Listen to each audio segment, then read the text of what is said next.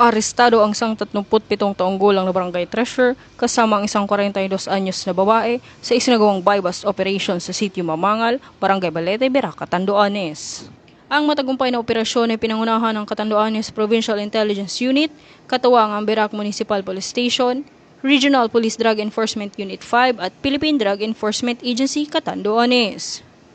Nasamsam mula sa sospek ang 18 piraso ng heat-sealed transparent plastic sachet na naglalaman ng methamphetamine hydrochloride o mas kilalang shabu. Ang mga nakumpiskang droga ay tumitimbang ng 10.164 gramo at may kabuuang halaga ng 68,992.80 pesos.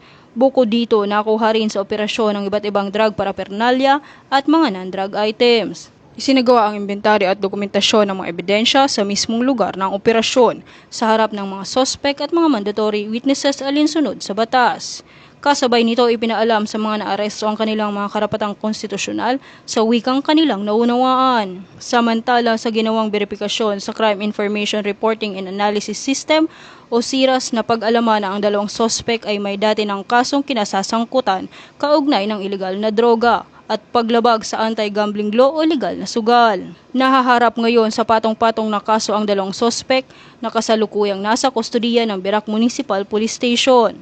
Sila ay nahaharap sa mga kasong paglabag sa Section 5, Section 11, Section 12 sa ilalim ng Article 2 ng Republic Act 9165 o Comprehensive Dangerous Drug Act of 2002.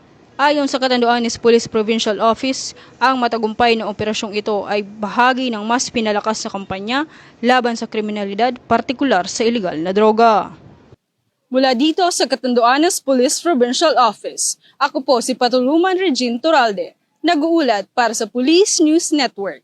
Bagong PNP para sa bagong Pilipinas, serbisyong mabilis, tapat at nararamdaman.